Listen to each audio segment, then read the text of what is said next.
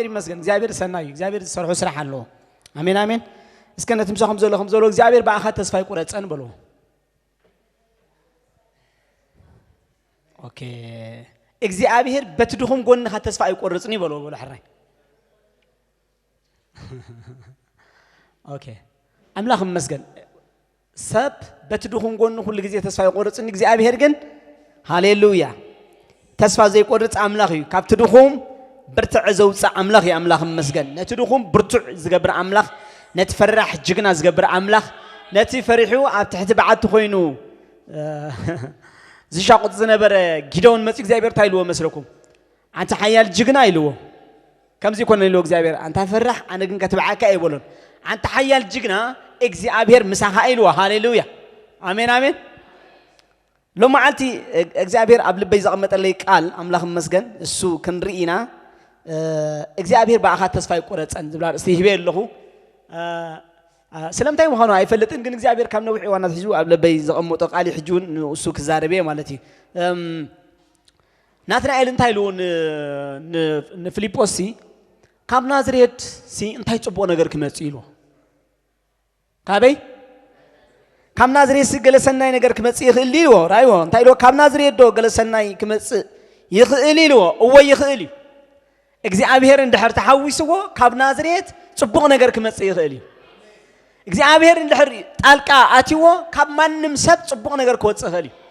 ካብቲ ድኹም ዝበሃል ሰብ ብርቱዕ ነገር ክወጽእ ይኽእል እዩ ካብቲ ሰነፍ ዝበሃል ሰብ ብኹሉ ብሰብ ተስፋ ዝተቆርጸሉ ሰብ እግዚአብሔር ዓቢ ነገር ከውጽእ ይኽእል እዩ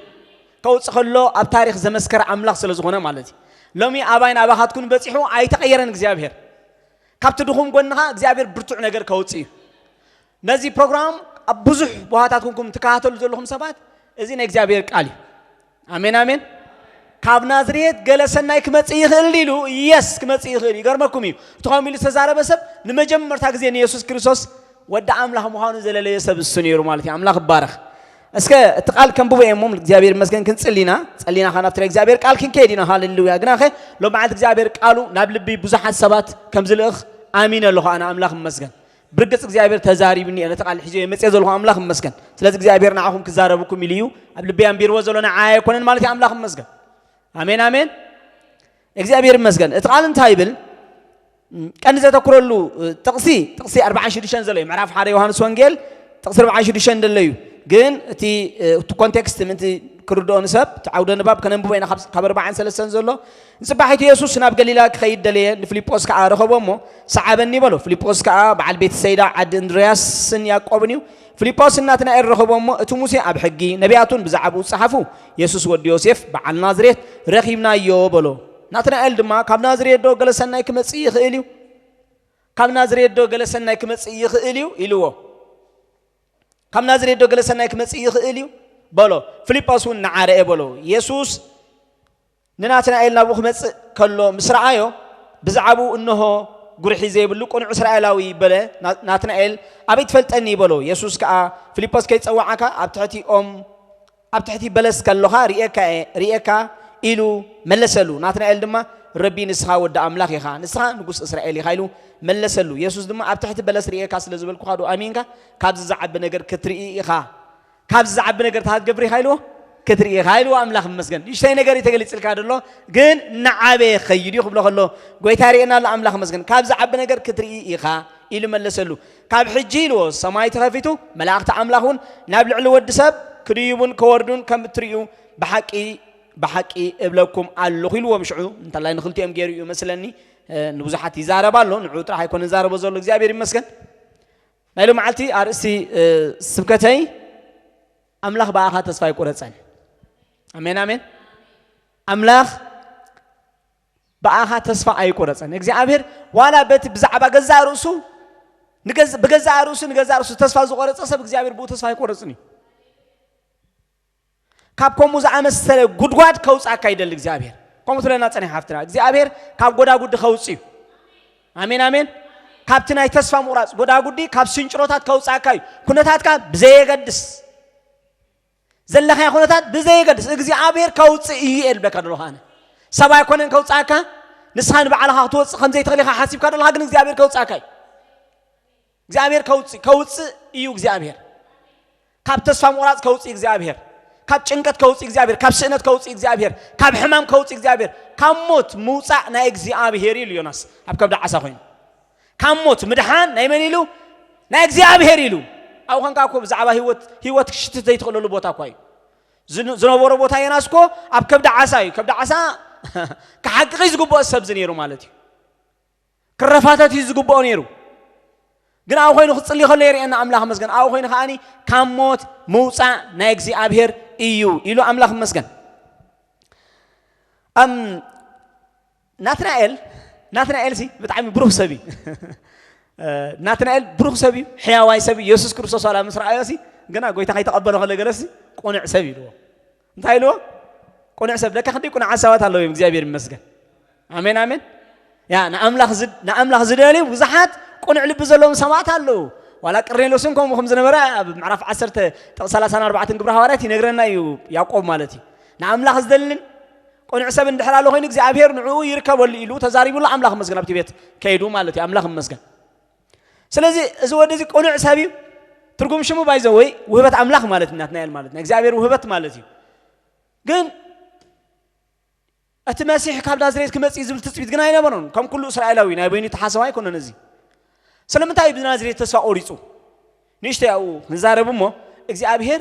ኣብቲ ንሕና ተስፋ ዝቆረጽናሉ ነገር እግዚአብሔር ግና በዓል ተስፋ ምዃኑ እግዚአብሔር ተስፋ መሊኡ ሓይሊ መሊኡ ናይ ተስፋ ቃል ሂቡ ካብኡ እምነት ኣስኒቑ ከውፃና ዝደሊ ኣምላኽ ምዃኑ ክንርኢና ኣምላኽ መስገን ናዝሬት ኣብቲ ኢየሱስ ክርስቶስ ኣብኡ ዝመላለሱ ዝነበረ ዘመንሲ ከምዚ ውሪት ዓዲ ዓባይ ዓዲ ኣይነበረትን ንዝበለት ዓዲ ካብ 200 ዝበዝሕ ሰብ ዘይብላ ንሽተይ ዓዲ ሞት ዘላቱ ለኸባብ ከዓ ምድሪ ገሊላ ዝበሃል ምድሪ ገሊላ ድማ እግዚአብሔር ኣብቲ ብሉይ ኪዳን ኮይኑ እኮ ክዛረብ ከሎ ብዛዕባ ምድሪ ገሊላ ሲ ዝተዛረበ ነገር ነይሩ እግዚአብሔር እቲ ኣብ ጸልማ ዝነብር ህዝቢ እንዳበለ ክዛረብ ከሎ ርኢና ያልና ምዕራፍ 9 ኢሳያስ ማለት እዩ ኢሳያስ ትንቢት ኢሳያስ ምዕራፍ 9 ካብ ጥቕስ 8 ዋላ ጀሚሩ እዩ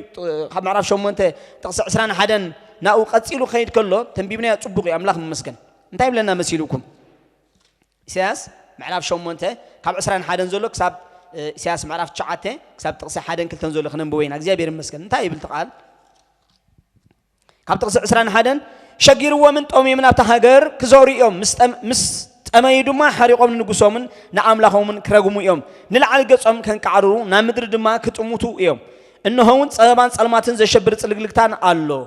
ናብ ድቕድቕ ጸልማት ክድፍኡ እዮም ኣብ ጥቕሲ ሓደ ናይ ምዕራፍ 9 ስገር ኢሉ ሽዑ ግናኸ ኢሉ ይጅምር መቐጸልታናቱ ስለ ዝኾነ ግናኸ ኣብታ እትሽገር ሃገርሲ ጸልማት ኣይክነብርን ኢሉ ኣምላኽ ይመስገን ኣበይ ኣብታ እትሽገር ሃገር ጸልማት ኣይክነብርን ኣታ እትሽገር ዘለኻ ሰብ እግዚአብሔር ንዓኻ ብርሃንካ ይብለካ ኣለኹ ኣነ ሎ መዓልቲ ሽግር ምሳኻ ኣይክነብርን እዩ እግዚአብሔር ጥራይ ጣልቃኻ እትዕድል ሃቦ ብሂወትካ ንእግዚአብሔር ጥራይ ሽሞ ናብ ሂወትካ ንእግዚአብሔር ጥራይ ፀዋዓዮ ናብ ሂወትካ ኣምላኽ ይመስገን እግዚአብሔር ኣታ እትሽገር ሰብ እግዚአብሔር ከርህወልካ ይብለካ ኣለኹ ረኣዩ እንታይ ብላ ለመሲልኩም ግናኸ ኣብታ እትሽገር ሃገርሲ ጸልማት ኣይክነብርን እዩ ኣብቲ ዘመን ቀደም ንምድሪ ዛብሎንን ንምድሪ ንፍታሌምን ከም ዘቃለለን ኢሉ ከምኡ ከዓ ኣብቲ ዳሕራይ ዘመን ንምድሪ ንመገዲ ባሕሪ ንማዕዶ ገሊላ ንማዕዶ ዮርዳኖስ ነታ ናይ ኣሕዛብ ገሊላ ታክገብራ ኢሉ እግዚአብሔር ከኽብራ እዩ እቲ ኣብ ጸልማት ዝመላለስ ህዝቢ ዓብ ብርሃን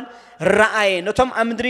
ድኖሞት ዝነብሩውን ብርሃን ወፅኣሎም እንዳበለ ዛረብ ኣምላኽ መስገን ኢሳያስ ኣቐዲሙ ነዚ ቃል እዚ ርእይዎሲ ነዚ ኩነታ ዝርእይዎስ ኣቐዲሙ ብትንቢት መንፈስ ኮይኑ ተዛሪቡ እግዚአብሔር ኣዛሪብዎ ማለት እዩ ምድሪ ገሊላ ምድሪ ጸልማት ምድሪ ድኖሞት ብዙሕ ሕውሳት ህዝቡን ዘለዎ ስለ ዝኾነ ምስቲ ምብራቃዊ እንታይ ድበሃል ጉራብቲ ናይ እስራኤል ከም በዓል ሶርያ ከም በዓል ባቢሎን ዝዳወበ መሬት ስለ ዝኾነ ምድሪ ገሊላ ማለት ኣብቲ ባሕሪ ገሊላ ዘሎ ከባቢ ባይ ዘ ወይ ባሕሪ ገሊላ ማለት እዩ ካብ ገጽ ምድሪ ትዝዓምቆ ቦታ እዩ بخاله أزرار بتعامي سنجرو مالتيو سلزي نايم حلال نجر أنت تمثله وزي بقى خوري لك زي عبر زداله وزي مثلك مالت بتعامي عميق كابت نورمال كابتي تحتي صفح بحر نبلسي تحت زبالة بوتاي بحر قليلا أو يزركب أبز خباب الزلة عدتات بزح تسفز قبر لنا عدتات هيكونان كابن مدحانة خمسيو كابن قبو ختنسيو كابن نبي ختنسيو لك تسفات قبل لنا عدسات هايكونان بقى سبات بستفر عليه مخنيات كونتات كاريوم تسفا قوليش أمريكا خوني يخو اليوم زي عبيرجن بقى تسفا يقولت أني ملقتي أنا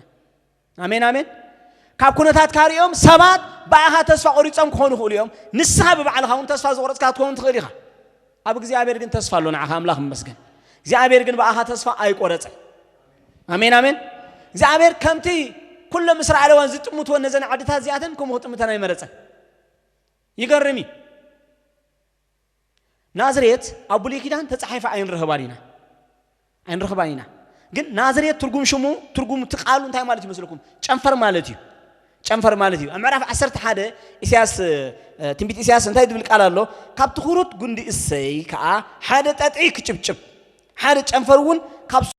كابسو فرة كثر يزبلك على الله سلازي إجزاء عبير بس عبازة شنفر تبعه لك تسمى زلوا عدين نازريت زولا بأنك أمالتي كابان تسور جندي السي كوت أو مهانو تزاري بيجن نازريت تبعه العد بسما سلازي تقصد أبتنبيت كون نازريت يلاني لو ما حدا معلتن نيكاديموس أمعرف شو عاتن تهم دولو مرمر مو نبي كاب نازريت كم زيتن ست هات قبريها كتر كبيها نسخاون بودا أمين جاها بيسوس بعد نازريت توالي سواء سلزنا برا مالتي صحفات مرميرة كاب نازريت كتنسي إزبل تنبيت يقول من حق أميهم جن إجزابير بزعبات مسيح بزعباتي أبزوفهان داود كأمة إلى زت تصفهم نجوس إسرائيل كون زلوا جنا عملا خمسة زت زارو ونجار نيرو جناها اتقال نساتهم تاي قبرون مستي نازريت مستعدي مستشمع حتى حجم كردو آي قال نساتهم كاب عد داود يكون المسيله مالت كاب بيت لهم يخمس نسبهم مغنياتو أبتي تنبيت ملكاس كومي زبل مالتي بيت لهم إفراتها تي أبهزبي شوم زخون كابها خوات سيو سلازي كابتن شمامتي هو عايت السني خي زبل صحفي يلام كأو أنت يوم معرف همشة تقص حدا لنا مالتي تميت مكياس سلازي نازريت أنفر مالتي منهم زي تحسب عدي أنيرة بس مغنيات حجز ودزي خاب نازريت ومنتهي تصبك مسيلو أو اتصابات أبها تسفاز قرط صلوا مغنيات بتعمي جلوس أنا غير كهون خيليو سبات بزن أراتيهم بزن أوريدهم عديهم بزن مغنيات بخمس ملكعي بخمس كواليفيكيشن بقعيكم كان لهم هاخون خليهم إجزاء بيرجعوا هم يبلكاني آمين آمين بسبات ببزح مرتعة أبي مخبز حتى هالك تكون تخليها إجزاء بيرجن تخبز حزلك علىك خبز حكا إجزاء بعمل استلك علىك مسحها أي طرف كانيو حنت نقطعها بهذا اللي إذا كان إجزاء بير ملعل آمين آمين حنتي أنا دليتي ملقتي حنتي نزخوانا يكون سب تصفى زقرت أسب إجزاء بير بو تصفى خمسة قرت أمنجاري إجزاء بير بقى هنحر تصفى زي قرت السبات بقى تصفى قرتو نسخة بجزار نسخة تصفى قرت زقد سنة قرأي كونن أملاخ مسجن آمين آمين رأيوه أما تصحف قدسنا إجزاء بير دك إسرائيل تصفوا ما بستقبل صلوا وان تهلوا مسلكم أنا مقابراتكم كفحريلو مقابراتكم تحت قبره كفتيلو إجزاء ولا مويتنا عينا عتات امتنا نقص تصفانا تقبص أبتبللو وان رشش أبز بلك ساعات إجزاء تاي قبره كاخلي ما تيو كتنسأك كم عبد شفراه قبره كاخلي بمثال يجر تزاري بما هو مالتي برأياري هو عتات امتاري هو ختنسي خلي له ضعيف هالني زي أسرعات فتاك إجزاء يلوسو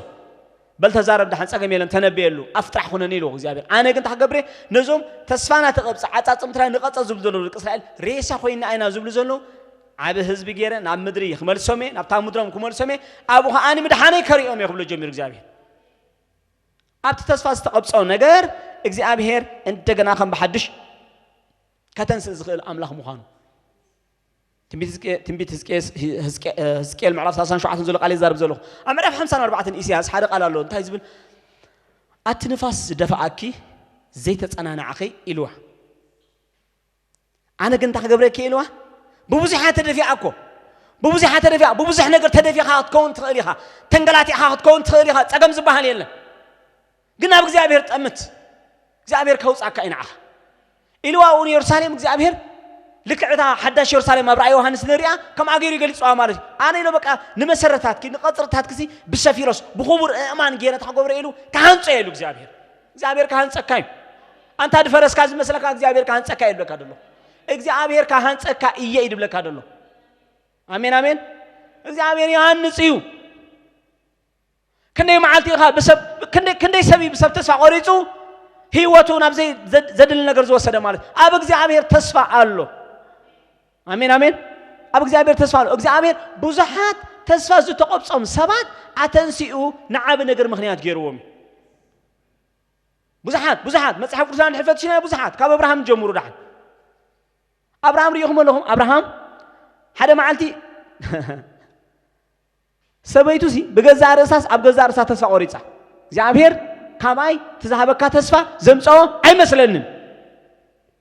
ኢሳ ካባይ ዝውለድ አይመስለንን ይላቶ ስለዚህ በቃ ናና አብዛ ግዝእተ እቶ ይላቶ አብርሃም ታገበር ወዲያ ያሳ ተስፋ ቆሪጻ አንሳ ስለዚህ ተዛዓበይሉ ዝነበርዎ ቅድሚና አምላኽ መፍላጦም ዝነበርዎ ባህልኻኹም አይነት ነገር ስለዚህ ድግፍ ሕራይሉና በአጋራአትዩ ማለት እዩ በቃ ናይ እግዚአብሔር መደብ ዘይኮነ ካብ ተስፋ ምቁራጽ ዝተወልደ ናይ ስጋ ፍረፈር እዩ ማለት እዩ ብዙሕና አምላኽ ዘይሐጉስ ነገር ገይሩ ግን እቲ በአብርሃም ኮነ ብሳራ ተስፋ ዘይቆረጽ አምላኽና መጽኡ ሓደ መዓልቲ አብርሃም ኢልዎ ኣነ ትኹሉ ዝኽእል አምላኽ ኢልዎ ኣብ ቅድመይ ተመላለስ ፍጹም ድማኹን ዓስብኻ ብዙሕ ክኸውን ኣነ ዋልታኻ ይኽብሎ ጀሚሩ እግዚአብሔር ኣታ እግዚአብሔር እንታይ መኽትበና ኢኻ ወላ ሓንቲ ደይብልና ሕጂ ንዓይካ ዝወርሰና ኣልዓዛር እዩ በዓል ደማስቆስ እዩ ክወርሰኒ ክብሎ ጀሚሩ ኖ ካብ ክርስኻ ዝወፀ ዝወርሰካ ክብሎ ጀሚሩ እግዚአብሔር ስለዚህ ክምለሰካ ኢና ዓመታ ክብሎ ጀሚሩ አምላኽ መስገን ኪዳን ሂብዎ ሽዑ ናይ ግዝረት ኪዳን ሂብዎ እግዚአብሔር ሂብዎ መፈለጥታ ሂብዎ አምላኽ መስገን ስለዚህ ሽዑ እግዚአብሔር ክበጽሖም ኮነ የርኤና ማለት አምላኽ ባረክ ሃሌሉያ አሜን አሜን ነዞም ተስፋ ዝቆረጹ ኣብቲ ናይ እምነት ጉዕዞ ኣመንቲዮም ነይሮም እንደ አብርሃም እኮ እምነት ዝበሃል ነገር መጀመርታ ንፈልጦ ከም እንደ አብርሃም እዩ ኣብዞም ኣብ ናይ እምነት ጉዕዞ ዝጓዓዙ ዝነበሩ ካብ ኩነታቶም ዝተለዓለ ተስፋ ዝቆረጹ ሰባት ነይሮም ካብ ተስፋ ምቁራጾም ዝተለዓለ they went out of the track ካብ መስመር ወጽዮም ከይዶም እግዚአብሔር ክመልሰካ እግዚአብሔር ተስፋ ቆሪጽካ ትጥሙ ተሰብሲእንካ ካብ መስመር ስለዝወጽኻ ብሰብ ክትጓሓፍ ትኽእል ኢኻ እግዚአብሔር ናይ ጉሕፈካን ኢልበካ ደሎ ሃለ እግዚአብሔር ክበካ እዩ እግዚአብሔር እንደገና ከም በሓድሽ ክሰርሓካ እዩ እግዚአብሔር ነታ ኣቀዲሙ ዝረኣየልካ ተስፋ ከውርሰካ እዩ ካብ ፀዓካ እግዚአብሔር አንታ እግዚአብሔር ከም ሰብ ኣይኮነን ባትና ሰብ ዓቕቢ ንኽንደይና ንሕና ቀይሕ ካርድ ሂብና ፋኒና እዮም ዘለና እግዚአብሔር ከማ ይገብርኒ ክመልሰካ እግዚአብሔር መሊሱ አሜን አሜን እግዚአብሔር እንደገና ነቲ ተዛረበልካ ተስፋ ክፍጹም እዩ ስለዚህ እግዚአብሔር ተስፋ ሒዙ መጽኡ ምዕራፍ 18 ደበኽ ኢልዎ ነብራ አቤላ ሳራ ኢልዎ ኣብቲ ድንኳን ኣላ ፀዋዕያ ንዓመታ ቆልዓ ክልዋ እዩ ሳራ መጽሐፍ ቅዱስ ክዛረብ ከሎ እንታይ ኢሉ ኣብ ሮሜ ምዕራፍ 4 ከይዱ አብርሃም ኢልዎ ሙማት ማህፀን ሳራን ሙማት ስግኡን እናረአየ ንምእማን በርትዕ ብለና አምላኽ መስገን እምበር ነቲ ኩነታት ርእዩ ተስፋ ኣይቆረፀን ብለና አምላኽ መስገን እግዚአብሔር ተስፋ ዘይቆርጽ አምላኽ ቻርጅ ስለ ዝገብሮ ዝነበረ ነሰብኣይ እዚ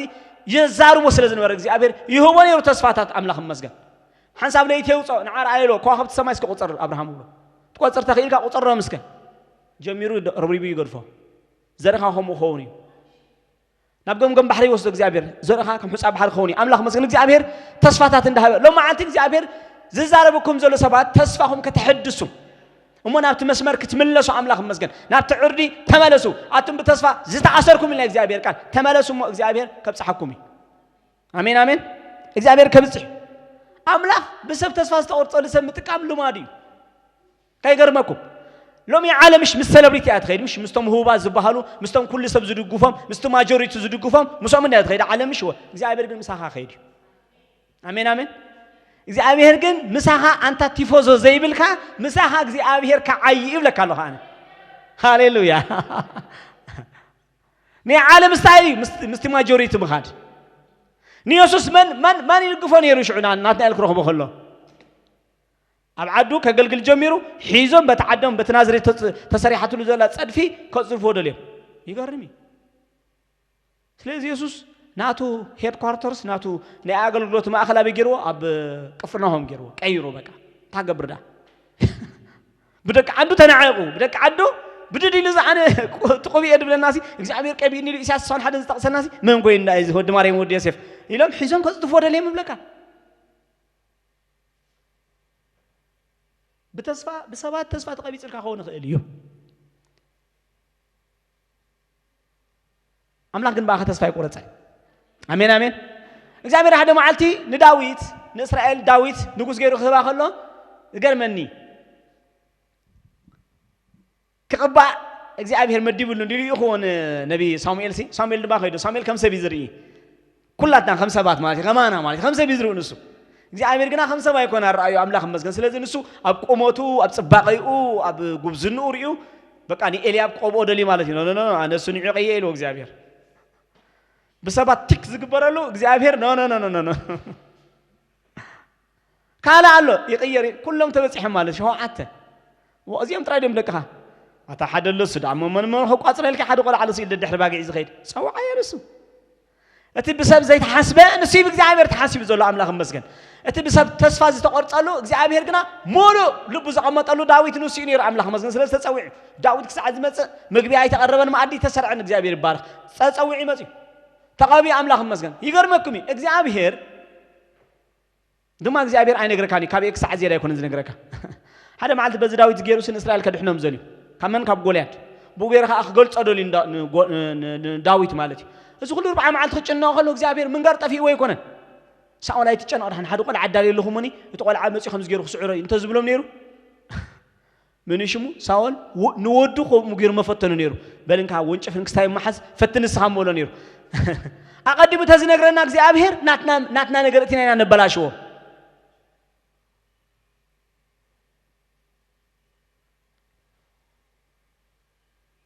ብዙሓት ሰባት መጽሐፍ ቅዱስ ብዙሓት ሰባት ፈትሽዎ መጽሐፍ ቅዱስና ፈትሽዎ ብዙሓት ሰባት ምን ተስፋና ክሕደስ የነዚ መመሪ ጸዛርበ ዘሎ አምላክ መስገን ብዙሓት ሰባት ብሰብ ተስፋ ዝተቆርጸሎም በገዛ ርእሶምን ተስፋ ዝቆረጹ ካብዝስ ምን ከውጻኒ ክእል እዩ ኣብ ዝብል ደረጃ ዝተበጽሑ ሰባት ንዖም እግዚአብሔር አልዒሉ ንኽብሩ ክገብሮን ከሎ እኳ ደኣ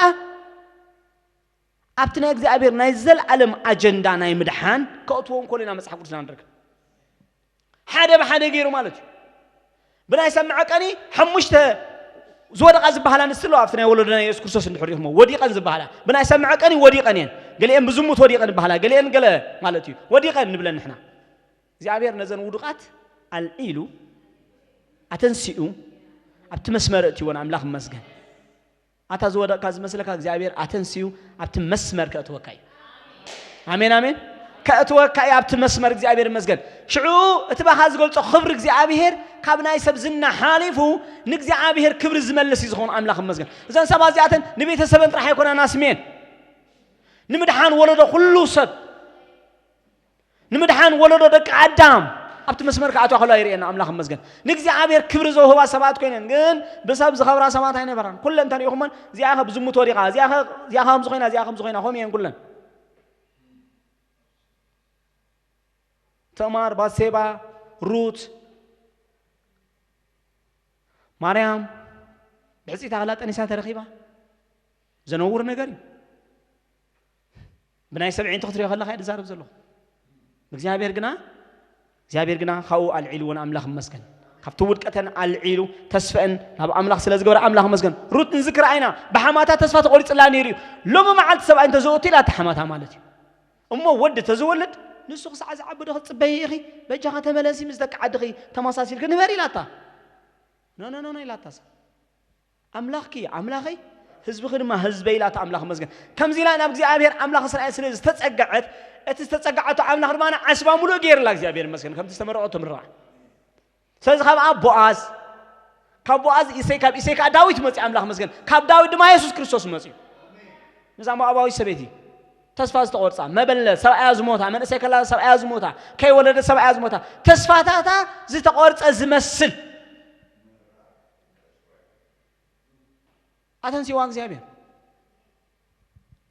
አተንሲዋ እግዚአብሔር ሃና ኣብ ቀዳማይ ሳሙኤል መጽሓፍ ቅዱስና እንታይ ብላ ሰብኣያ ኣይትወለድን እያ እዚኣ ኢሉ ተስፋ ቆሪጹ ነይሩ ሳግን ተስፋ ቆረጸትን ነይራ ባይዘወይ ስለዚ እንታይ ኢልዋ ሃና ኢልዋ ማዓት ቆልዑካ እዮም ንለውና ከጴኒና ምስኦም ጥራይ ሲልክ እንደ ተዘናግዒ ኣነ ከኣለኹልኪ ኣነ ኮ ክንዲ ቆልዑ ክንዲ ሰብኣይ ክንዲ ኩሉ ኮነልኪ ዝደለኹ እየ ከዓ ገብረልኪ እንታይ ድሕዝን ኣለኪ ከምኡ ብላ ጀሚሩ ንሳ ግን ሺ ዋዝ ፐርሲስተንት ናብ ኣምላኽ ትጽሊ ነበረት ብለና መጽሓፍ ቅዱስ በቃ ትጸላ እግዚአብሔር ትጽሊ ነይራ ስለምንታይ ኣብ ውሽጣ ዘሎ ድሌት بناي سبات متعشاشة وحسابات زتعشاشة نقرأي نبرن أملاك مزجن تقصلني على زيابير مزجن سلسلة زيابير ما تصلتها سمعوا سامئيل هبوا أملاك مزجن يوسف أمدر قبت خلا بابو تسفى تقولي تقول نيرو ودا إلوا حسم عراوت بلعوا إلو بيواتي نبري المن حسيبون يوسف تسفى تقول تصب نيرو قلنا السبز أمير أقدم مزرعة له نجار نيرو بتسفى زقورت من قدي يحوات حزم عقود قاد كدربوا يوخلوا يوسف حالي مو يفلتني عقود قاد من دربي يوسف زحلم حوات تسوق له يزحلم عوانت قلنا جيرمو عقود قاد بخالوت بقوانا سبات تزدر بنيرو أي مقرمون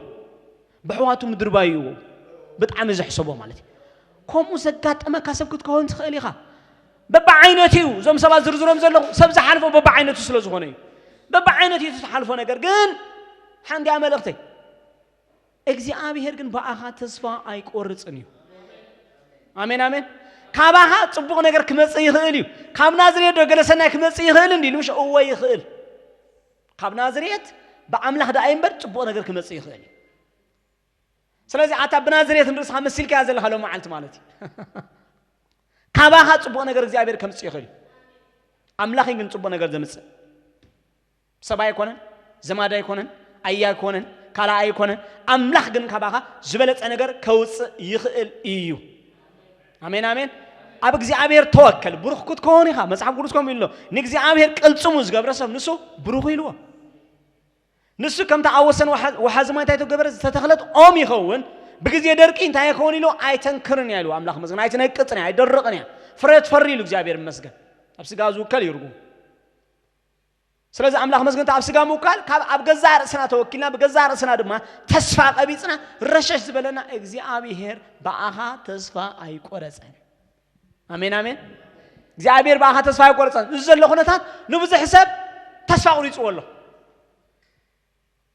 إذا زل له خناتات الزلنا كورونا فيروس خناتات نبذ حساب تسفى قريت والله نمان قصاتهم تسفى قريت والله ماله معسكر مزودا وناي فلتوني زيابير كن تسفى كورسان الله آمين آمين أملاكن أنت كم زجبري فلتي أملاك مزجن أتوم نك زيابير حيلهم زجبروا سباد ما تسفى كورسان الله توم نك زيابير تسفى زجبروا توم ناوز زتموت سباد قال ساميين سبار أملاك مزجن هاليلويا ولا هلا هبلو مالتي آمين آمين بقى يدركي ولا هلا يبلو هاليلويا سكول قوي تايب بار آمين آمين ولا هلا خطب لنا حدا لي هتتسقع أملاك مسجن أنا أملاك آمين نابك زيابير تتسقع زيابير مسجن زيابير تسمع هاي تسمع أملاكي زيابير هاي تسمع أملاكي أنكونا أملاك نحق سلو مس أملاك كنا نحق سلو هاني تسمع بمحازي بإمنتي أملاك مسجن آمين موسى أمسحب قدس نازلو سي موسى هذا معلتي بصدره تسفى تودي له بقى كابسل الصور إحنا لعلكم حسين خلينا له أبونا ديون تسمع معكم حبي أمون يرمي ود زبل قتل له أواجه السلسلة نبرة هذا معلتك بقى خيرهم لا أمون كوينه لا ما هون كاين نجارات يخون كاين كوين كون خيل حجي قلنا بزابير دربي أملاك مسجن آمين آمين سلسلة لا أمون كوينه قل ما أموتان يتصبغوا له عينت زنبي صريحهم أبنيل دربي أمه نيل كو فلقي قال عزاته بوتاي كونه حنباس خمان زاته بوتاي كونه وي بجالبا وي بمركب غير كان هاد قط مولتخل نابني لا تيوم ولا كان مصحف قدس نابني دربي أمه بقطران لبيتا ها تايد بحر صريحة أو تياتو مالتي زنبي العين صريحة أو يخيد لاتو بقى مواتو أنا غير أخوه خباير حقوق يمتليو دار أخوه كر معيني قبض عين أيقتلوا وين أتحسب جن إخزابير أبسب حسب نيرو بدب نيرو أبزي روسخ حق زيك اللي يشتهي هسان نجزع رسخ حن زيك ال أبزي يزلوا فلق زوحد أو زلوا تايم حرقص بلوم عساتات بلوم زكاتلو زبلوا يكون عنده قلعان عبكوا زي نحفو عبكم زعينت نهو تخرج ما خلوا إخزابير جن نايم دحين من قد نيرو أملاك مسجن ንብዙሓት ንምድሓን ክትቀመሉ ዝደለ ዝሓረዮ ሰብ ስለ ዝኾነ እግዚአብሔር ገና ኣብ ማህፀን ከለኻ ዝሓሰበልካ ሓሳብ ኣሎ ገና ንህይወትካ ከተባላሽዋ ከይጀመርካ ከለኻ ኣቀዲሙ ዝሓሰበልካ ሓሳብ ኣሎ ኣነ እኮ ብሰንኪ ዝኸድክዎ መንገዲ ብሰንኪ ዝመረፅኮ ብሰንኪ ዕሩኽተይ ብሰንኪ ክስተባ ገለ ኢልና ተባላሽ ዝመስለና ህይወትና ተርና ኣው ዝመስለካ ማለት እዩ ተቐዲዱ ክልገባ ይከኣልኒ ሕጂ ከም ባሕድሽ ስራሕ ይከኣልኒ እትብሎ ህይወት እግዚአብሔር ክጽግኖ ይብለካ ኣለኹ ኣነ ኣሜን ኣሜን እግዚአብሔር ከም ባሕድሽ ክሰርሖ እዩ كسر حين هي وتك تايتسقام الله دي أملا زعمير كم بحادش سرّه سلزوز يونا زود دزي رايوه أبني لي تدري بيزوله من لو مي خمانة اسكا فلقني لسكرت النبهان بقى وحست جالبات بحال كير خبنا صبغ إنجين زلوا قال خي عين سكال عين أتوان تهنجب لنا أتو هذا قلنا هي وتو رخيبه زعمير أوتيوه زعمير هذا حينوه كم ما يوتيه إلى مسيلات تبلنا مسح قدس السبزي كيدو حدا ما عندك زابر أولو بزنبرو لا حساب كجبر مسفتنه نيوت فريح هاري مولانا مالتي نجازارو سون تصفنا بزقورت أولو بوتها نم مدرب را خيدو بقى نم مدرب را ودرب عامة مسكونه كجبر فتينه جنا يكون اللون سلازم نم مدرب را خيدو موسى 400 30 عامة بحيال منقسي مسلسلته منقسي ناي قبسي مودما فلوتات جزاءات مالك هبت زمان تقوم زعم السلام منقص زيل كابهم نحاد باري عزنا برا هزبي أبحد مدري برا دول سب تصفى زقارات أسب بوغير خد حني كمان يحسب نتاعي ملختي مسلك بعها أجزاء أبي هرسي ولا حنت خبراك إني تبعي يستحسب لك السب نسخان بعلها هون نتاعي مو تصفى لنا أنا بك أنا تيجي نجر أبكيو تبلد الله حسب أجزاء أبي هير بعها تصفى أي كبز آمين آمين زعبير بقى حتى سايق ورثنا أبغى زهاون كان إذا برنامج تكاهت الله حسب على فيسبوك ريح خاين زمرب فلو تقبل الله حسب زعبير بقى حتى سايق ورثنا كاب جودوار كهوس أكايل بكرلو هان كاب تخيب كازول مدربة أو سيو عاد سب كجبرك إيو يخيل يك زعبير نايو عم مدربة يروح يبون السبايز شو نعم سيلو نهزبي كاب جبت خدوه صامنه انتاي أنا هو نسخة كم يجي راح وصام زعبير ما قد خريج جميل تعمرات كريو جميل كم زيك هتوصل مهن الزبين كأب جميل أنا يكلني أخبر جميل أنا سزاري بيكلني كم زي بجهاد دفن خالد سبت له أيبك أنا بقى عيكون كونيلو زعبير أول أصحاب بقى عيكون كان أنا جن بقى عتك خونك كأيه خلوا جميل زعبير مسك آمين آمين برسها لك حياة أنت مو بقى عتهلنا أنا كابز اللي هو خونة زوج علوسي ولا أنت كلت كلي تبلد الله حسب زعبير كلت خونك أيو آمين آمين እግዚአብሔር ታኮነካይ ክእለት ኮነካይ ብቅዓት ኮነካይ ክትወጽኢኻ ካብ ዘለኻ ይኹነታት ክትወጽኢኻ እግዚአብሔር ዓብሰብ ገብረካይ እግዚአብሔር ክባረኸካ ንበረኸት ገብረካይ ንሩሲ ኮናው ጽዮነ ሰብዚ ካብ ጉስነት ሓራኽ ወጻካ ጥራሕ ይኮነን ኢልዎ ንህዝበይ ክትጓስ የለይኻ ኢልዎ ንዓብ ሽመት ንዓብ ነገር ንሓያል መንግስቲ ካብ ትሕቲ ሓያል መንግስቲ ንህዝቢ ኣምላኽ መንዚዑ ኸውጽ እግዚአብሔር ሓሪዎነ ሰብዚ ንሩሲ ክሪኣ ከሎ ሙሴ ኳሊፋይድ ኣይኮነን نحد من قصة سواها ما نتعلم النير ولا حنت سلتي فلتني نسوق عن زايو زابير تصفي كورتسان آمين آمين زابير ولا بيرترا كو تصفي كبتسان تفلتي همش ولا بيرترا كو تصفي كورتسان زابير بيرترا وانا زابير تصفي كورتسان مو خمي يخبروا أي نقرأ كاني سوداني كابيك سعزير أي نقرأناني قلنا الله يسرح له إجزابير ناتو من قد له آمين آمين عندنا كجرمنا دم إجزابير أملاخ مزجن تصفى لنا أملاخ تصفى يقول إجزابير بنازري تصفى يقول بيرتا تصفى أورس أيكلني زعما حد سلط راح يكون أملاخ زعما هزوي زعما هاجر تصفى زي كبس أملاخي كم بحدث يسرح أملاخي زحدث أملاخي دقنا زقومك أملاخي دقنا هياوز قبر أملاخي أنا السون هاي تصفاتات كله أملاخ مزجن نتهم بقول أقولي سنشرون أي تصفى مراد زخرو بزعبير أوتيو أبرخت زمان على سامنا كم ناوزت أمودو ينسابارو قبلك آمين آمين ده يقبرو ينسابارو يسوع كروسس بدعمي تصفى صورت على سبنيرو بدك عدو دك عدو هذا تصفى أمل كمالت أملاك تصفى أمالت أيكونه آمين دفلتها بقى تصفى أمالت أبي مخبز حينهم مالت እግዚአብሔር ባኻ ተስፋ አይቆረጸን አበይ መخبጽ ይሁን አይብለካኒ ካብ እግዚአብሔር ስማዕ አምላኽ መስገን እግዚአብሔር ካብ ናዝሬት መድሓኒ ያምጽእ ካበይ ካብ ናዝሬት ካብ ናዝሬት ሞ እንታይ ሰናይ ነገር ክመጽእ ይኽእል ዝተባሃለ ለዓዲ ካብኣ እግዚአብሔር መድሓኒ አምጽእ አሞዳታ ገጽ ይኸዳለሁ ሐዋርያ ጳውሎስ በደቀ መዛሙርቲ በተምናይ ናይ ጎይታ ደቀ መዛሙርቲ ተስፋ ዝተቆርጸ ሰብ ነይሩ ሐዋርያ ጳውሎስ ክድሕንዩ ድሕንዩ ከገልግልዩ አገልጋሊ ክኸውንዩ ድሓርካ አገልጋሊ በገልጋሊ ሐዋርያ ክኸውንዩ ኢሉ ዝሓስቦ ሰብ ወላ ሓደ ይነበረን ንጳውሎስ ተስፋ ዝገበረሉ ካብቶም ሐዋርያት አይነበረን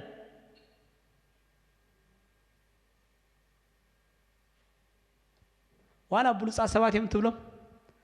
ዋላ አገልገልቲ እዮም ትብሎም ተስፋ ቆሪጾም ክኾኑ ይኽእሉ እዮም ጸገም የለን እግዚአብሔር አባኻ ንዑም ብዘገርም መገዲ ገይሩ ከም በሐድሽ ስራሕ ክጅምር አሜን አሜን ሽዑ ተባኻ ተስፋ ዝቆረጹ ሰባት ይጠቅመና ይሁን ክብሉኻ ክጅምሩ እዮም ይገርመና ናይ ጳውሎስ ክሓስበ ከለኹ ደቀ መዛሙርቱ በዓል ጴጥሮስ ሳውል ኢልካ ፀውዑ ከለም ሸብድበድ እዮም ድብሉ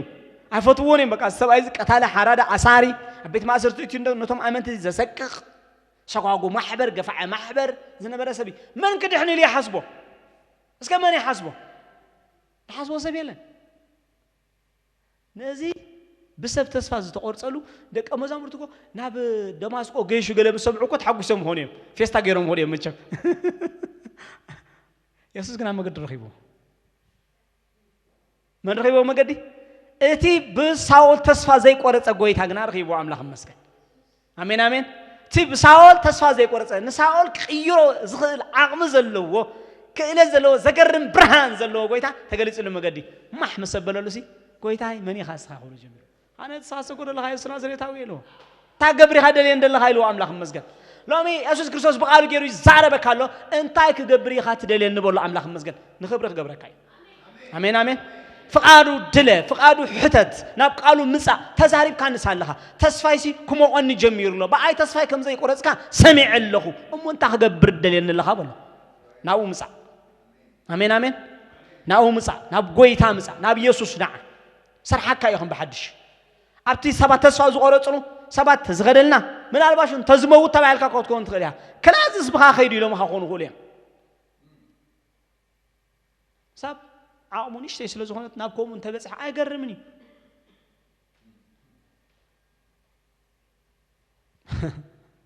قاليناكو بممهرانا تسفا تقوريصنا نبرنا سبات نكون غلينا يغرمي ها قالينا ببورا تسفا تقوريصلك هون كالي እግዚአብሔር ግን አምላክ መስገን ሐዲሽ አጀንዳ ለው ናኻ አሜን አሜን ሰባት ተስፋ ዝቆረጽሉ ዘይኮነሲ እግዚአብሔር አቀዲሙ ዝጻሐፈው ብዛዕባها ንዑይ ፎሎው ዝገብር እግዚአብሔር ንዑይ ዝስዕብ እግዚአብሔር ንዑይ ካሰርሕ እግዚአብሔር ንዑ ሰሪሕዩ ናኻ እትንስኻ በአምላክ ዝተሐሰብካ ያሰብ ገይሩ ዘውጻካ አሜን አሜን እቲ በሰባ ዝተለካዕ ሐሰብ እሱ ይኮነን እግዚአብሔር ዝርኢ እቲ ንርእስኻ ሰቡ ስለዝኾንካ ንርእስኻ بناء سبعين بعلها نرسها تأميت كازدق أسكايا نعيب كنا نزل إجزاء نتن السوز حسبك أما هسن كل خازدق كونك نخورو إلو خاز سرحك نعيز تمت إجزاء بير حراك لك نخوري خاومك أملا خمسك آمين آمين إجزاء بير كم نازريت مدحنا وسيو كابتا بدك إسرائيل تصفى تقول الله بمهورات بتهم فلا تحجز بحال فريسان زبحال تبقى دانز خدونه أبصبك كتم زقموت أبز بلس أبيته مقرس كلام زقدسو ما أتاتهم تسفاس تقول الله عادي كاب مدحانم سيقويتها لساتهم يوم أمامتهم تجاجين برج زي أبي راي تجاجين آمين سلازي نسخي كلاتنا أملاك المسجد أبتي تسفاس قرصنا النجار أجزاء أبيهر كم بحدش كجمر يدلي نسي فلتناي كنا عسبات كلنا تسوقرتنا هنكون غلينا قومي يرسبزي صبغ لبي كلك تسوقرتك هتكون تغليها كنا تاتك تسوقرتك هون غلي ابزري هازلو نغرات تسوقرتك هون غلي زي حسب كايو نغرات كله انصار كاس لازم ملسه تسوقرتك هون غلي جن لو ما انت حنت نغر كسراك هذا يالله اغزابير جن باها ايتحللنا نابز باها تسفا زي قرص عمله نابزي نعها በቃ ኦሮማይ ደይበለካ አምላኽ ናኡ ምጻሞ እግዚአብሔር ናብቲ መስመር ከእትወካይ ናብቲ ንሱ ዘዳልወልካ መስመር ከእትወካይ አምላኽ መስገን አሜን አሜን ስለዚህ ናኡ ምጻ ናራዮ ንጎይታ ራዮ ናብ ኢየሱስ ንዓ ንህይወትካ ክሕድሶ ይንሱ ከም በሓድሽ ሰርሖ ይንሱ ንኽብሪ ክገብሮ ይንሱ ብዙሓት መቆፀልኩ ነይረ መጽሓፍ ቅዱስ ካብ መጀመርታ ክሳብ መወዳእታ እንድሕሪኢኹሞ ኣብቲ ናይ ሰብ ተስፋ ምቑራፅ ዘበለ እግዚኣብሔር ተስፋ ክሰኩዖ ኢኹም ትረኽቦ that is the story of the bible ናይ መጽሓፍ ቅዱስ ታሪክ እሱ እዩ ሰብ ካብታ ቀዳመይቲ መዓልቲ ኣይትገብሮ ዝተባህለ ነገር ምስ ገበሩ ናብ ተስፋ ምቑራፅ ምሕላል ውርደት ድኽነት መርገም ሞት ሕማም ናብዮም ወዲቖም ሰብ ኩሉ ሓደ ሕማም ይሓሚሙ ዘሎ ብሓደ መስመር እዩ ዝኸይድ ግን መልክዑ ይፈላለ ናትካ ነገር ናይቲ ሓውኻ ናይቲ ሓደ ናይቲ ብጻካ ናይቲ ትፈልጦ ናይቲ ብዛዕባ ሰብዓኻ በበይኑ ኸውን ይኽእል እዩ ናትካ በታ ናተይ ስንበይና እያ ትብላ ንበይኑ ዝኾነ መንገዲ ኣለዎ እግዚኣብሔር ንዓኻ ኣሜን ኣሜን ናይ ምትንሳእ መገዲ ናይ ምሕዳስ መገዲ ናይ ምድሓን መገዲ ናይ ምጥዓይ መገዲ ናይ ክብሪ መገዲ ኣለዎ እግዚኣብሔር ንዓኻ ኣምላኽ ይመስገን ስለዚ ነዚ ወዲ ክብሎ ከሎ ጎይታ ንሪኦ ኣለና ማለት እዩ ንዓይልዎ ንዓረአይልዎ መፅዩ ክገልጸሉ ጀሚሩ ሰብ ከይረአዮ ብዛዕባኡ ዝዛረቦ ነገር ብዙሕ ከይዕለለ ብዛዕባ ኩነታቱ ዝዕልሎ ነገር ምስ ረአዮ ገሪምዎ ማለት እዩ ንስኻይኖ ወዲ ኣምላኽ ኢኻ ክብሎ ጀሚሩ ማንም ሰብ ቅድሚኡ ወዲ ኣምላኽ ምዃኑ ኢየሱስ ክርስቶስ ዘለለዮ ሰብ ኣይነበረን ኣምላኽ ይመስገን ቀልጢፉ ግና ሰብ ዝታገብሮ ከሎ ክረኽቦ ከሎ የሪአና ኣሎ ኣምላኽ ይመስገን ስለዚ ኢልዎ ኣብ ትሕቲ ወንበለስ ከለኻ ፊልጶስ ከይፀውዓካ ርኤካ ስለ ዝበልኩኻ ኣሚንካ ካብ ዝዓቢ ነገር ክትርኢ ኢኻ ናብ ኢየሱስ ክርስቶስ ብእምነት እንድሕር መፂኻ ካብቲ በፂሕካዮ ዘለኻ ዝዓቢ ነገር ክትርኢ ኢኻ ኣሜን ኣሜን ኣብ ቅድሚኻ ዘሎ ዘመን ናይ ዕቤት ዘመን ክኾነልካ እዩ ኣብ ቅድሚኻ ዘሎ ግዝያት ናይ ክብሪ ግዝያት ክኾነልካ እዩ ኣብ ቅድሚኻ ተሪፈናኻ ዘለዋ ዓመታት እተን ብህታያ ክሕልፈን ኢልካየን ዝነበርካ ዓመታት ንሓጎስ ዓመታት ገብረልካ እዩ ጎይታ ናብኡ እንድሕር መፂኻ ናይ ሪስቶሬሽን ናይ ምሕዳስ ኣሜን ተስፋ ሰኒቕካ بخبري تملالسلو بعوض تملالسلو جيزي خونل كايو أملاك مسجن እግዚአብሔር በአኻ በአና ተስፋ አይቆረጽን አሜን አሜን ክንጽሊና እግዚአብሔር መስገን እስከና ብዛ አምላክ እዚ ምጹ ሕጂ ንገር ወስከ በአይ ተስፋ አይቆረጽ ካን ለካ በልዎ አና ከምዚ መስለኒ ነይሩ አና ዳ ኦሮማ ይለ ነይረ ናቴ ነገር ሰአብቂዑ ይለ ነይረ በቃ ናይስ መላልኒ ይለ ነይረ ለካ እግዚአብሔር ንስሐለኻ አብዛ ዘለኹ ውሻጠይ ከለኹ ዝራአኻኒ አብዛ ዘለኹ ቤተይ ከለኹ በዛ ዝሪያ ዘለኹ መስኮት ቻነል ጌርካ ተዛረብካና አምላኽ ለካ ንስኻ በአይ ተስፋ አይቆረጽካን ከምኡ አይመሰለን ነይሩ ለምግን አነ ተስፋ ይሕደሳሉ በአኻ እንደገና አባኻ ተስፋ ገብራለሁ ለካ አምላኽ አይረሳዕኻን ንብለካ ኣለኹ ከሚሉ ሓደ መዓልቲ ጎይታ ረሐብ ቢሉኒ ምስ በለት ጽዮንሲ بعد 49 ኢሳያስ ትንቢት እታን ዘጥቦ አዲታት ኳ ንውልደን እንተረሳዓሉ አይረሳዓን ነገሩ ግን ጨኒቆን ኳን ተረሳዓ አነ ግን ታይገብረከ ይሉ አይረሳዓክን ይሉ አምላኽ መስገን አይረሳዓክን ቀጥርታት ግን ሁሉ ጊዜ አብቅርማ አይነ ይሉ አና አብቀላጽሜ ወቂተከ ይብሎም ጀሚራ አምላኽ መስገን እግዚአብሔር ቀረቦም ምዃኑ ሙስኦም ምዃኑ ረስዒዎም ዘይኮነስ ገና ይሰርሕ ከም ዘሎ ዛረቦም ጀሚሩ እግዚአብሔር ሎሚ ኮም ዛረበካ ዘሎ ሰብ በእምነት ናብ አምላኽ መስገን يس نابز ناي تسفاتات أملاخ نابز هابتام زخونا أملاخ نزي بتسفا هابتام زخونا أملاخ نتم تسفا زغرصو حيل زهب أملاخ نسونفا زبرت أملاخ نودق زتنس أملاخ هاليلويا نتم تسفا زغبصو تسفا مزحدس أملاخ انتقنا خم بحدش زتنس أملاخ نابز أملاخ زنعو እግዚአብሔር ይመስገን كلاتكم እግዚአብሔር ይመስገን تم بز أملاخ زي أمينكم كتمالس راحهم كونوا وتم بز أملاخ زي بقى كم تزدلي يكونن هيوتي مسؤونا يتصنحون تبلغون بزي قدس كلاتكم قلنا نبز أملاخ زمسوك እግዚአብሔር ይመስገን نبز ناي تسفى أملاخ نبز نهيوتكم كحدث أنا بقى تسفى يقولكم زبلكم زلو قويتا أنا بقى تسفى يقولكم كباها انتقنا زبلت أنا غير كوص أي خيليه انتقنا كباها صبون غير كمس أي خيليه انتقنا نعها هم بحد شريحة أمر كاي خيليه نخبري كوعلك أي خيليه عابسك قبرك أي خيليه زبلكم زلو قويتا أنا ومس أملاخ مسكن እግዚአብሔር አቦና ጸልያልና በስመ ኢየሱስ ክርስቶስ ጸልያለሁ እግዚአብሔር ተስፋ ብዙ ሐሳባት ከሕደስ በዝምዓል ጸልያለሁ ቃል ካሊክ ካልሃ እግዚአብሔር ካብ ጎዳ ጉደ ሙጻእ ይሁነለም በስመ ኢየሱስ ክርስቶስ ካብ ጎዳ ጉደ ሙጻእ ይሁን እግዚአብሔር ካብ ተፈላልየ ጎዳ ጉደ እግዚአብሔር አቦ በኢየሱስ ክርስቶስ ስም ሙጻእ ይሁን ካብ ናይ ኃጢአት ጎዳ ጉደ ሙጻእ ይሁን በስመ ኢየሱስ ካብ ናይ ሕማም ጎዳ ጉደ ሙጻእ ይሁን በስመ ኢየሱስ ካብ ናይ ተስፋ ሙራጽ ጎዳ ጉደ ሙጻእ ይሁን በስመ ኢየሱስ موزع يهون بسم يسوع موزع يهون بسم يسوع موزع يهون بسم يسوع كابزل لو يوصو እግዚአብሔር አቦ ይውጣ እግዚአብሔር ነዚህ ትምርትን ሰምዕ ጸን ሐሳብ እግዚአብሔር ነዚህ ቃል ሰምዕ ዘበለ እግዚአብሔር ድምጽሃ ዝበጽሑ ዘበለ ሰብ እግዚአብሔር موزع يهون በዝማዓት موزع يهون ለምሽም ኢየሱስ ንነፍሱ ከፍሰብ እግዚአብሔር ቢደር በስከ ከተውጾም ይጸልያለሁ ከተውጾም እግዚአብሔር ሲወጽሉ መንገድ ከተሪዮም እግዚአብሔር አቦ ጸልያለሁ እነሆ ተዛሪብ ከማላህ እግዚአብሔር أنا بقى هتصفى يقرص كل كلام الله እግዚአብሔር كنا እግዚአብሔር መንገድ ትሕብሮም ልምነካለሁ እግዚአብሔር አቦ መሪሓ ከተውጾም እግዚአብሔር መሪሓ ናብ ክብር ከተውጾም እግዚአብሔር መሪሓ ክትፍውሶም እግዚአብሔር መሪሓ ከተጥዕም እግዚአብሔር ናብ በረኸት ከተእትዎም እግዚአብሔር ናብ ሓጎስ ከተእትዎም እግዚአብሔር ናብ ምጽናዕኻ ከተብጽሖም እግዚአብሔር ብሽም ኢየሱስ ክርስቶስ ጸልያለሁ እግዚአብሔር ካብ ዘሎ ኩነታት ዝተላዕለ እግዚአብሔር ተስፋ ዝቆረጸት ነፍሲ ሎሚ ተስፋ መሐዳስ ይኹነላ እግዚአብሔር ልዕል ኩነታታ እትመላለሰሉ ኃይል ናይ ቃልካ እግዚአብሔር አቦ ዘሪቁ ኻቱ ይጽልያለሁ እዚ ስልጣን ዘለዎ ቃል እግዚአብሔር አቦ በኢየሱስ ክርስቶስ ስም ኣብ ዙርያም እግዚአብሔር ብርሃን ኮነሎም ንመንገዶም ከብረሃሎም ንእግሮም መብራህት ኮነሎም ይጽልያለሁ ብሽም ኢየሱስ መሪሑ ናባኻ ኸብጽሕም ጽልያለሁ እግዚአብሔር መሪሑ ናባኻ የብጽሐም ስም ኢየሱስ እግዚአብሔር أوشات أخوين تبكي دلسل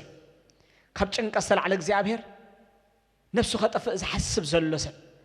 قال يكون ودي እግዚአብሔር لو من اسها مبصح قبل تصلي الله انت كنا እግዚአብሔር ህይወት መጽአል ከሆን ጸልይ الله انت كنا ዓመታት ሙሳ ከሆን ጸልይ الله በስም ኢየሱስ ክርስቶስ መጽአል ይሁን እግዚአብሔር መጽአል ይሁን በስም ኢየሱስ ክርስቶስ መጽአል ይሁን በስም ኢየሱስ ለትንስሃ ዝራሃለም ክብሪ ዝለካሃለም ህይወት ንዑ መንባር ይሁንሎም ዓመታቶም ይንዋህ በስም ኢየሱስ زمنهم እግዚአብሔር አቦና ይብርኸት ዘመን ይሁንሎም ምትንሳ ይሁንሎም እግዚአብሔር ንዘለ ዓለም ምኽንያት እግዚአብሔር ንምድሓን ኩነም በሰዓት እግዚአብሔር ምድሓን ይሁንሎም በጎይታ በኢየሱስ ክርስቶስ መጥዓይ መሕዳስ ይሁንሎም ሙጻዕ ይሁንሎም እግዚአብሔር ናበረኸት ካምታው ይሁንሎም ሃሌሉያ እግዚአብሔር ይባረክ